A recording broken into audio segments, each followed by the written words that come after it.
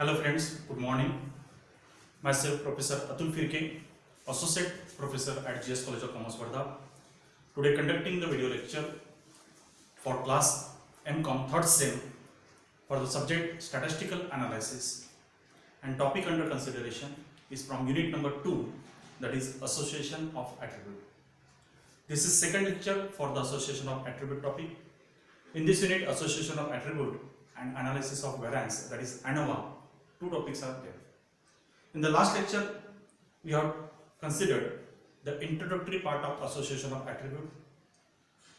In a couple of minutes, just I am going to revise the last lecture. Correlation deals with quantitative data, whereas attributes deal with qualitative data. Majority of the statistical data is collected only in numerical terms, that is in quantitative form. For that purpose, n number of statistical analysis tools are available. But if in the researcher's questionnaire, if few of the questions are related to the qualitative aspects, qualitative characteristics, then qualitative characteristics means the attributes.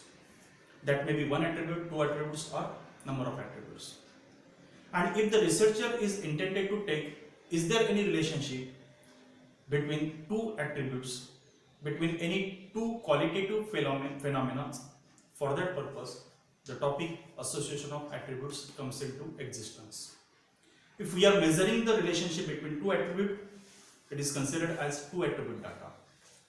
If we are considering the relationship between multiple attributes, say 3 or 4, that is more than 2 attributes, then it is considered as 3 attribute data, 4 attribute data, that is called as multiple association. In our MCOM 3rd Sem syllabus, specifically we are going to cover 2 attribute analysis and 3 attribute analysis. For 2 attribute analysis, the method considered is called as Yule's coefficient of association. It is similar as that of Carr-Pearson's method of correlation in a quantitative data. Carr-Pearson's coefficient of correlation was denoted by the alphabet R, which measures the degree of association, the magnitude of association, or the magnitude of relationship. Similarly, value of Q indicates whether the association is positive or negative, and to what extent the two attributes are related to each other. That degree varies from 0% to 100%. To be converted into decimal, the least value of association will be 0 and the maximum value on the two ends will be either -1 or +1. In any case, the calculated value of Q, which indicates the association of attribute, or rather the coefficient of attribute, that will not exceed +1 and -1. On the least part it will be -1 and on the maximum part it will be +1. Make into consideration that in any way, in any case, it will not exceed +1 value and -1 value. Now the question arises, how to calculate the value of Q?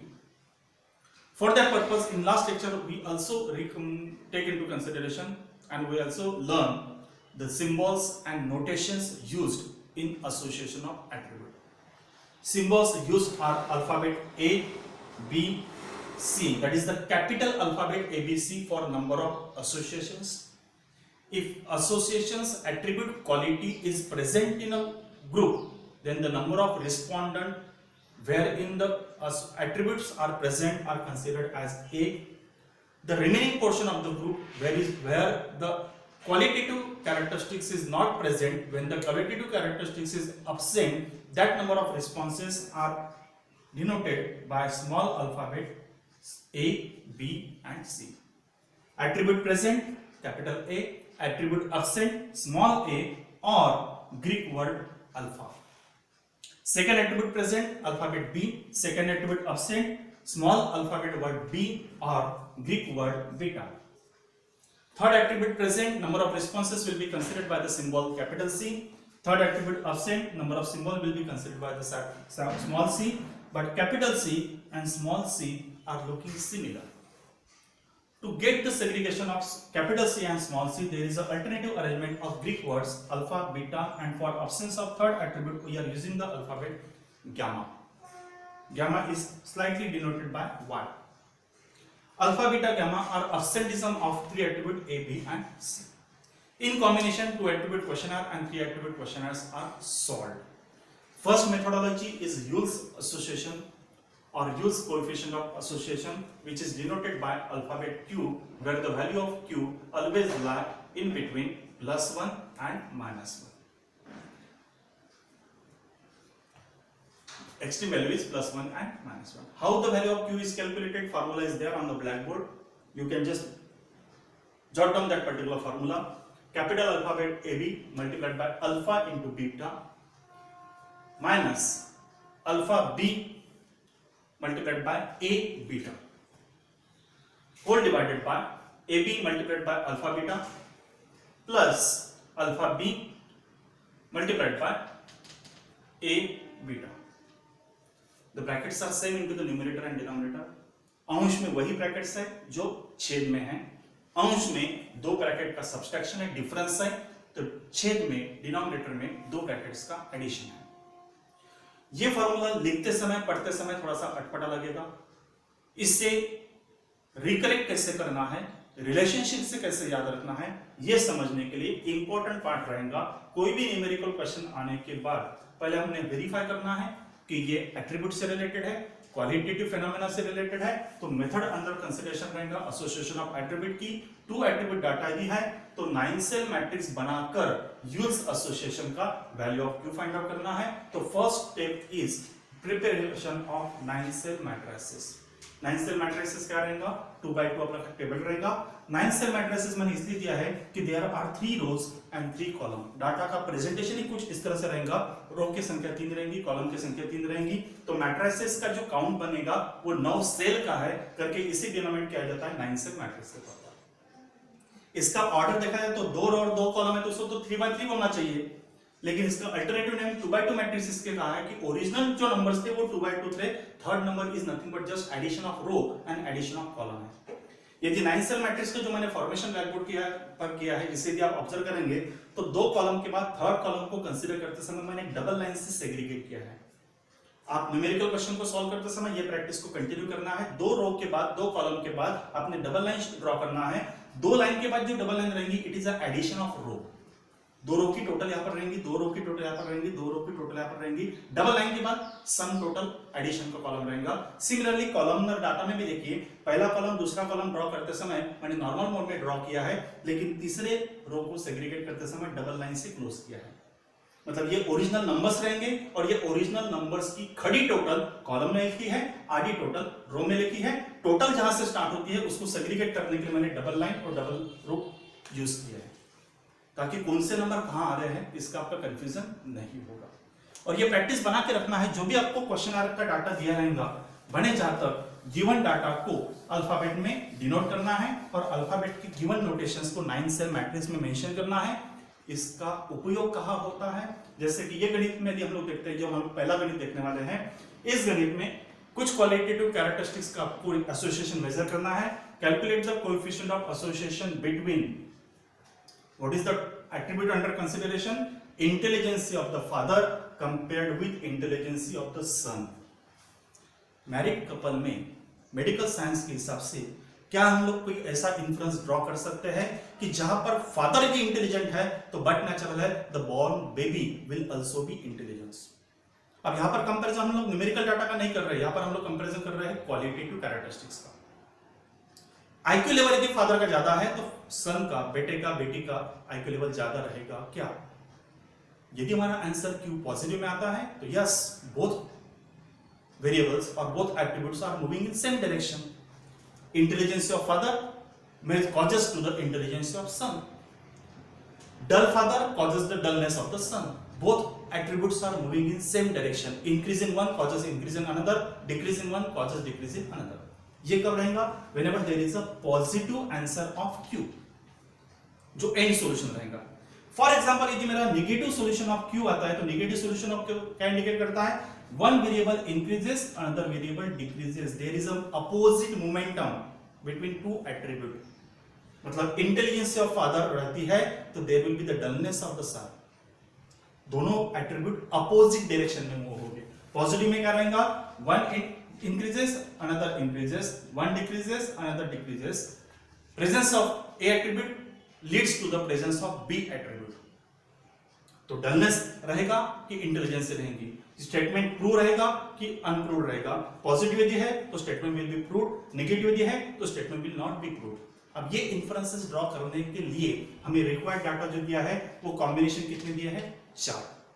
पहले देखना पड़ेगा आपको attribute पहले define करना है, what is a, आपने ए क्या assume किया है, पहले वैल्यूअर को ये बताना पड़ेगा कि मैंने ए क्या एज्यूमशन किया है, बी क्या एज्यूमशन किया है। ए और बी क्या रहेगा, that is the qualitative aspects of the given attribute, define करेंगे। अब इस क्वेश्चन के लिए हम लोग डिफाइन करते हैं क्वालिटेटिव एस्पेक्ट्स को, और ये क्वालिटेटिव एस्पेक्ट्स के बेसिस पर ही हमारे 9 सेल मैट्रिसेस के इक्वेशंस बनेंगे। यहां पर मैं डिफाइन करता हूं सॉल्यूशन के लिए, let us A is equal to intelligent father.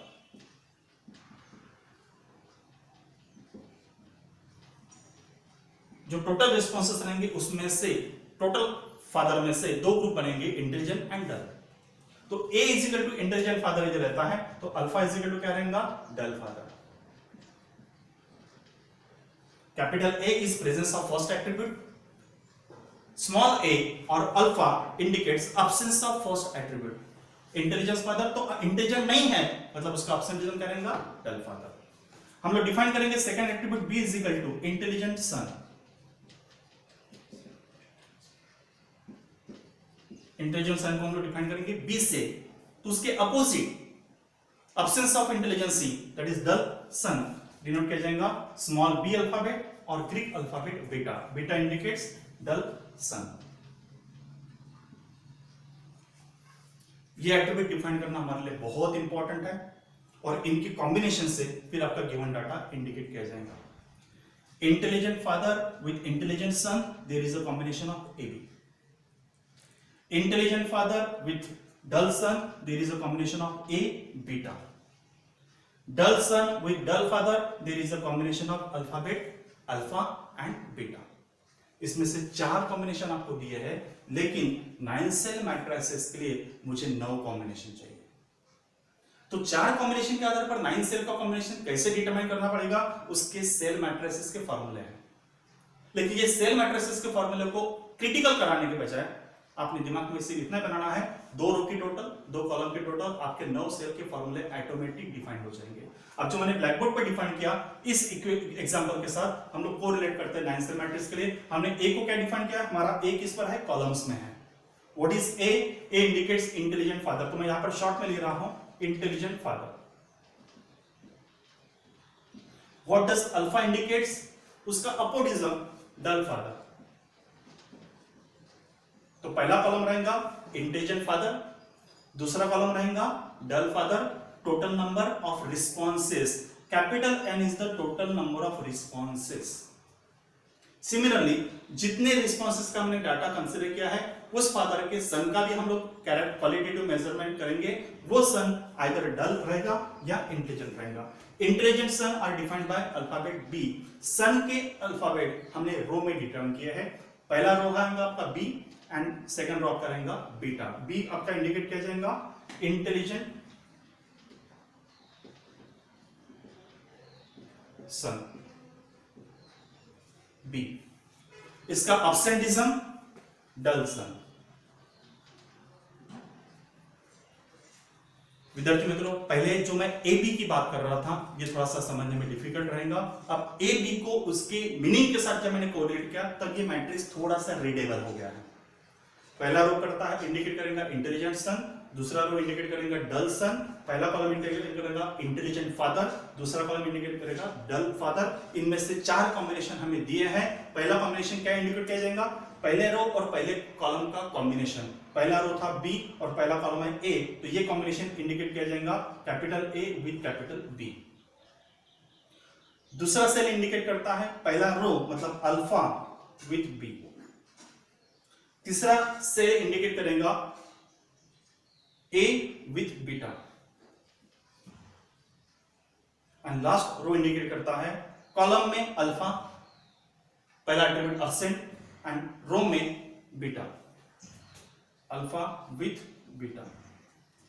Matrices कैसे मैंने इंडिकेट किया और एक बार मैं रिपीट करता हूं, ये सेल एड्रेस जैसे एक्सेल शीट में आप रो का नंबर और कॉलम के नंबर के साथ सेल एड्रेस को आइडेंटिफाई करते हैं, एड्रेस देते हैं, उसी तरह से 9 बाय 9 के मैट्रिसेस में इस सेल एड्रेस को एड्रेस टैग लगाने के लिए मैंने रो का नंबर और कॉलम के नंबर का कॉम्बिनेशन किया। ये ए कॉलम था और ये बी रो है तो ए बी लगा दिया। पहला ए कॉलम कंटिन्यू है लेकिन दूसरे रो में अल्फाबेट बीटा था करके ए बीटा किया।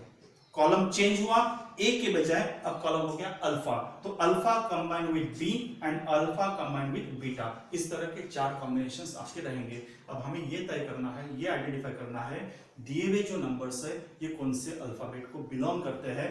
इसे समझने के लिए हमने पहले ही एट्रीब्यूट को डिफाइन करके रखा है।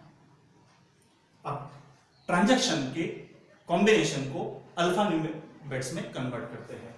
Intelligency of father means A combined with intelligence of son is defined with B, तो कॉम्बिनेशन क्या हो गया? It is a combination A B. समझ में आ रहा है? अब ए बी कॉम्बिनेशन का नंबर कितना हो गया? 248। ए बी कॉम्बिनेशन का नंबर हम लोग लिखते हैं 248। It is given data. Given data को एक्यूरेटली समझना बहुत इंपॉर्टेंट है। सेकंड स्टेटमेंट क्या डिफाइन करती है? Intelligency of father, alphabet A is continued, combined with dull son. Son की इंटेलिजेंसी बी से है but dull son combined with beta alphabet. Combination क्या हो गया? ए कंबाइंड विथ बीटा, तो combination is A present but B absence. A beta, A continue B ऐसे। Number कितना हो गया? 81। ए बीटा का नंबर हो गया 81।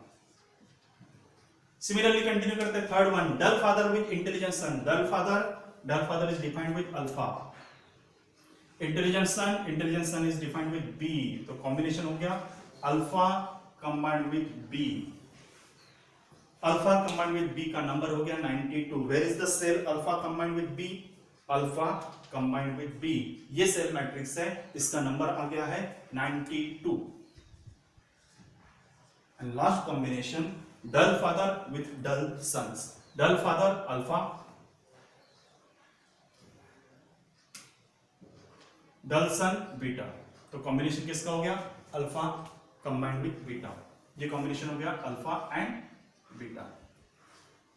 नंबर कितना है? 579। हमारे मैट्रिसेस में अल्फा बीटा का कॉम्बिनेशन कौन सा है? Alpha combined with beta. Cell matrix हो गया ये चौथा वाला, 1 2 3 4, चौथे का मैट्रिसेस हो गया 579। अब गिवन क्वेश्चन आयर में टेक्निकली ये 4 नंबर से ही हमें कंसर्न है और ये 4 नंबर के कंसर्न से ही आपका क्यू वैल्यू कैलकुलेट होने वाला है। लेकिन क्योंकि ये पहला क्वेश्चन है, हम लोग पहले क्वेश्चन में रिक्वायर्ड ये 4 नंबर रहते हैं। फॉर्चुनेटली पहला सिंपल वाला गणित था करके ये चारों कॉम्बिनेशन रिक्वायर्ड आपको दे दिए हैं, आपका क्वेश्चन पूरा सॉल्व हो जाएगा। लेकिन कल जाकर यदि बीटा दिया है और इन दोनों में से कोई एक कॉम्बिनेशन मिसिंग यदि है तो मिसिंग नंबर कैसे ऑब्टेन करना है? रो टोटल, कॉलम टोटल, मतलब सीधे जो हमारे अल्फाबेट बनते हैं a plus B is equal to C. कोई भी मिसिंग यदि रहता है तो हम लोग कैसे फाइंड आउट करेंगे? तो c माइनस बी करेंगे तो आपको a ऑक्टेन मिलेगा एंड c माइनस a यदि करते हैं तो आपको b ऑक्टेन हो जाएगा। यदि आपका b मिसिंग है तो c माइनस a कर लीजिए, यदि आपका a मिसिंग है तो c माइनस a कर लीजिए। टोटल में से एक नंबर को माइनस करो, रिमेनिंग नंबर आपको मिल जाएगा। रो टोटल कर लेते हैं, 248 प्लस 92, ये नंबर आपके पास रहेगा। टोटल आपकी बन जाएंगी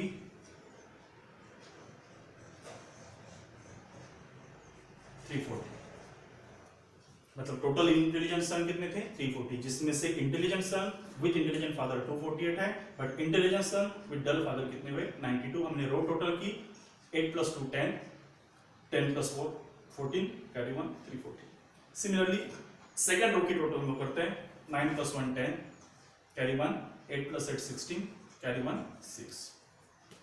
डल सन कितने थे? 6 60। Dull son with intelligent father 81 है and dull son with dull father कितना है? 579 है। What is the total response?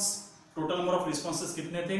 ये एग्रीगेट टोटल रहेंगी, रो की भी टोटल और कॉलम की भी टोटल आपकी मैच होंगी। कॉलम टोटल रो टोटल आपका मैच होना चाहिए। कॉलम वाइज करते हैं 340 एंड 660। नंबर आपका कितना बन रहा है 1000। एग्रीगेट रिस्पॉन्सेस कितने थे 1000। कॉलम वाइज कंसीडर करते हैं, कॉलम की टोटल करते हैं 248 plus 81, 8 plus 1 9, 8 plus 4 12, carry 1 329। Second column total 9 plus 2 11, carry 1 8, 8 plus 9 17, carry 1 679।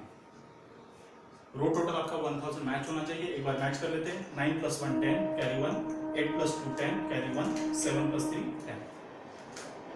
समझ में आ गया? Row total 340, second row total 60, aggregate सब टोटल का भी ग्रैंड टोटल आपका रहेगा 1000, खड़ी टोटल 329, सेकंड कॉलम की खड़ी टोटल 671, एग्रीगेट टोटल कितना हो गया 1000। इस क्वेश्चन में मेन सेल के चारों मैट्रिक्स आपको मिल गए। अगले क्वेश्चन में जी आपको मान लीजिए एग्रीगेट टोटल दी है और सिर्फ डल फादर दिए हैं, तो डल फादर के आधार पर इंटेलिजेंट फादर मिसिंग नंबर मिल जाएगा। डल सन यदि दिया है तो टोटल में से डल सन को माइनस करेंगे, इंटेलिजेंट नंबर ऑफ सन्स आपको मिल जाएगा। मिसिंग नंबर को आप रो टोटल कॉलम टोटल के फार्मूला से कहीं पर भी फाइंड आउट कर सकते हैं। अब जो ऑक्टेन नंबर है, इस ऑक्टेन नंबर को मैट्रिसेस में पुट अप करना है और आपको क्यू का आंसर फाइंड आउट करना है।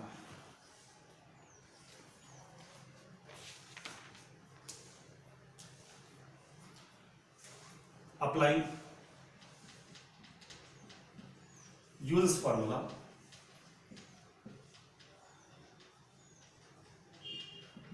यूज फॉर्मूला अप्लाई करने के पहले स्टेप नंबर 1 क्या थी, एट्रीब्यूट को डिफाइन करना। स्टेप नंबर 2 क्या थी, 9 सेल मैट्रिक्स प्रिपेयर करना। स्टेप नंबर 3 क्या है, applying use formula. Applying use formula में पहले फार्मूला को मेंशन करना है। अब यहाँ पर मैं फार्मूला को रीराइट नहीं करता हूँ, फार्मूला ऑलरेडी लिखा हुआ है। ये फार्मूला जनरेशन कैसा हुआ, आपका जो ओरिजिनल मैट्रिक्स है, ये formula generation is nothing but multiplication of first diagonal with multiplication of second diagonal. ये फिगर को इंपॉर्टेंटली याद रखिए। जो हमने 9 सेल मैट्रिक्स बनाया है, कभी भी फार्मूले को याद करना नहीं है, it is a creation. Formula कैसे क्रिएट किया है, 9 सेल मैट्रिक्स के कोर जो 4 एलिमेंट हमारे थे 2 बाय 2 वाले, 2 रो 2 कॉलम, पहले 2 रो और पहले 2 कॉलम, 2 रो 2 कॉलम के 4 मैट्रिक्स के आधार पर पहला सेल चौथे सेल के साथ गुणाकार करना है और दूसरा सेल तीसरे सेल के साथ गुणाकार करना है। मैं यदि इसको काउंट करता हूं 1 2 3 4, तो डायगोनल मल्टीप्लिकेशन पहले का तीसरे के साथ गुणाकार, दूसरे का पहले का चौथे के साथ गुणाकार और दूसरे का तीसरे के साथ गुणाकार। आप फॉर्मूले को इमेजिन कर लीजिए। पहले मैंने क्या लिया, A B multiplied with alpha beta, thereafter मैंने क्या किया, alpha B multiplied by A beta. यदि कहीं आपको कंफ्यूजन होता है कि ए है कि अल्फा है, बी है कि बीटा है, कंफ्यूजन अवॉइड करने के लिए यूज एसोसिएशन के फार्मूला को याद रखने के लिए कोर 4 एलिमेंट के डायगोनल कॉलम के सेल एड्रेस का गुणाकार जो है वही आपका ओरिजिनल फार्मूला है। पहले टर्म का मल्टीप्लिकेशन, सेकंड टर्म का मल्टीप्लिकेशन माइनस पहले टर्म का मल्टीप्लिकेशन एंड सेकंड टर्म का multiplication. First bracket minus second bracket divide by first bracket plus second bracket. इसको रिराइट करते हैं फार्मूला को। अप्लाइंग नंबर्स, फर्स्ट नंबर कितना था आपका 248 multiplied by cell address number 4 579 minus second cell address का number 92 multiplied by third cell address का number 81। दो ब्रैकेट का डिफरेंस डिवाइडेड बाय दो ब्रैकेट की एडिशन टोटल। जो नंबर न्यूमरेटर में है, अंश में है, वही नंबर डिनोमिनेटर में जाएंगे, इनका एडिशन हो जाएगा 248 multiplied bye 579 plus 92 multiplied bye 81। इसको सिंप्लीफाई कर लीजिए। सिंप्लीफाई करने के बाद आपके नंबर्स आएंगे 1,36,140 whole divided by 1,51,044। First bracket minus second bracket divide by first bracket plus second bracket, directly total job करेंगे 1,36,140 divide by 151,044। The final answer will be u is equal to 0.901। Mechanical calculation पर solve करना है। एक step को बढ़ा दीजिए, पहला multiplication bracket minus second bracket whole divide by पहला bracket plus second bracket. Directly difference मैंने डिटरमाइन किया, difference comes to 1,36,000 and sum total comes to 1,51,044। Final answer q is equal to 0.91। जैसे मैंने पहली स्टार्टिंग में कहा था, वैल्यू ऑफ q में भी in plus and value of Q में बी इन माइनस। तो यहाँ पर वैल्यू कितना आ गया? पॉजिटिव। लास्ट में हम लोग सोल्यूशन डिटरमाइन करेंगे। एक सिंगल लाइन का interpretation statement, either positive association और negative association between the attribute under consideration. Attribute under consideration क्या थे? A and B. Attribute under consideration था intelligence of father compared with intelligence of son. Positivity है तो both attribute will be present in maximum number of couples. ऐसे कितने cases में हो रहा है? That is indicated by degree. यदि मैं 100 केस को मेजर करता हूं तो 100 केस में से 90.10, this is the decimal, decimal को यदि मैं मल्टीप्लाई करता हूं 0 से इनटू 100 केस से, तो it gives the percentile. Decimal यदि आपका आता है 0.60, यदि मैं इसको मल्टीप्लाई करता हूं 100 से, तो degree will be 60%। Out of every 100 responses 90.1 case में 90% times there will be positivity of intelligence of father compared with intelligence of son. Exception कितना रहेगा? 10% का। जितना ज्यादा नंबर उतनी ज्यादा डिग्री ऑफ एसोसिएशन। यदि ये value for example for sake 1 यदि आता है तो देयर इज 100% श्योरिटी कि intelligent father will get birth to the intelligent son. और ये यदि आंसर यदि नेगेटिव आता है तो जो हमने क्वालिटेटिव मेजरमेंट को कंसीडर किया था, ऐसा कोई रिलेशनशिप नहीं है कि इंटेलिजेंट फादर का बच्चा इंटेलिजेंट ही रहेगा। तो वहां पर नेगेटिव रिलेशनशिप रहेंगी, means intelligent father will have dull son and dull father will have intelligent son. लेकिन ये कब रहेगा? Whenever the answer will be in negation. कितने परसेंट केसेस में होता है वो इंडिकेट करेगा डिग्री से। तो last single line interpretation statement लिखेंगे, देयर इज पॉजिटिव। अभी मैं सिंपल स्टेटमेंट लिख रहा हूं, देयर इज पॉजिटिव एसोसिएशन और नेगेटिव एसोसिएशन। इसको आप डिग्री के हिसाब से मेजर कर सकते हैं। If the answer is less than 50, low degree of relationship. If answer is within 0.25 to 75, moderate degree of relationship. अब आंसर यदि आपका 75% से यदि ज्यादा रहता है तो very high degree. In general 0 to 0.25 low degree of relationship, 0.25 to 0.75 moderate degree of relationship. And यदि आपका आंसर 0.75 अबव यदि आता है तो हम लोग बोल सकते हैं very high degree. Low degree of relationship, moderate degree of relationship, high degree of relationship, ये हम लोग एडवर्ब लगा सकते हैं हमारे पॉजिटिव और नेगेटिव को। यहाँ पर डिग्री 90% था तो देयर इज पॉजिटिव। और रादर यदि आपको एडवर्ब के साथ यदि लगाना है, एडजेक्टिव के साथ यदि लगाना है, तो अबव 75% रहने के कारण हम लोग और क्लैरिटी करते हैं, there is very high degree, very high positive association, very high positive association between topic under consideration intelligent father and intelligent son, between intelligent father and intelligent। मित्रों आप बिलो नहीं करेंगे, इस टाइप का क्वेश्चन 16 मार्क के लिए आपके exam में आता है। सिंपल डाटा रहेगा, सारे कॉम्बिनेशन यदि दिए है तो शॉर्ट आंसर क्वेश्चन रहेगा 8 मार्क का।